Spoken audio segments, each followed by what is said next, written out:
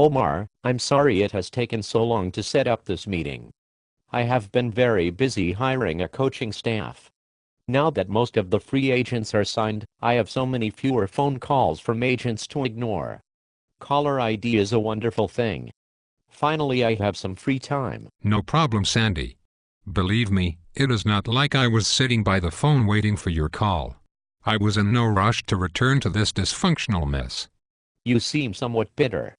Before we discuss your future with the organization, I would like to benefit from your experience as GM. What advice do you have for me? Is there anything I should be aware of that I'm unlikely to know yet? Oh yes. There is something you should know. What is it, Omar? I am not sure exactly how to say this. Instead of me giving you my take on the situation, I will share a few anecdotes with you. I am pretty sure you will detect a pattern. Fair enough. I knew I was in trouble from day one. My first order of business was to sign a free agent starting pitcher. I planned to build around pitching. I targeted Derek Lowe. I felt a durable, effective innings eater was essential. When I broached the subject with Jeff Wilpon, he said we needed to make a bigger splash than that. I said, "What did you have in mind?" He responded, "I really like that Spanish-speaking Red Sox pitcher with the cute ass."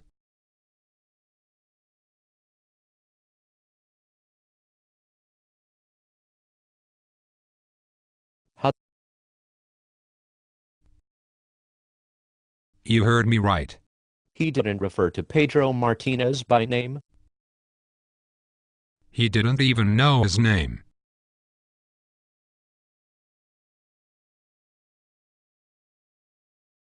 That is disturbing. Oh, that is just the tip of the iceberg. Good God, I'm not sure I want to hear the rest.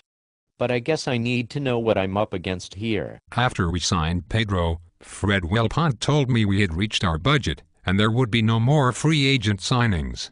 But the next day, Jeff gave me authority to pursue Carlos Beltran. That makes sense. He was the best player available, and he had just come off a legendary postseason. You can't go wrong with premier center fielders or premier shortstops. I agree with you, Sandy.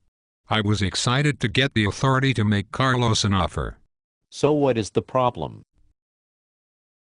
Again, Jeff did not know his name. He referred to him as the Hispanic guy with the sexy Cindy Crawford mole. Omar, you are fucking with me, right? Please tell me you are fucking with me. Sandy, I am not creative enough to make something like this up. I'm starting to feel ill. How do you think I feel, Sandy? I am the one who continually got blasted for signing Spanish players. But nearly every one of those signings was the brainchild of Jeff. He concocted the whole Lowe's Mets thing. Bottom line, Jeff Wilpon has a thing for Spanish men. Oh my God, it all makes sense now. What makes sense? I wanted to sign Cliff Lee, and Jeff said we did not have the money. I accepted that because it made sense. Then I suggested signing Carl Crawford. But Jeff said we have enough outfielders. Then I was ready to offer a small contract to Chris Young, but he vetoed it, again, due to money. But then he suggested I offer Fred Garcia twice as much as I was prepared to offer Chris Young.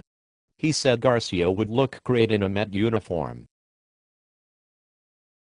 Now I know what he really meant by that. Sandy, do you want the worst piece of information? Worst? How can anything be worse? Do you know the real reason you were hired? I was told they wanted credibility. They need a man with a track record of success, someone who would make the best use of the resources available to him. Sandy, that is indeed the press release version. Fred wanted Josh Burns. He felt like they needed young blood in here. But Jeff fought and fought until he convinced Fred you were the right man for the job. But why would Jeff want me as GM? I'm not Spanish. I'm not young. What was your last job? I was in charge of relations with the Dominican Republic. Jeff wanted you for your connections. Well, I guess there is one silver lining to all this. Really? What could possibly be good about this? When Albert Pujols becomes available, he will be ours, and the lunatic fans and bloggers will finally cut me some slack. True dat, Sandy. True dat.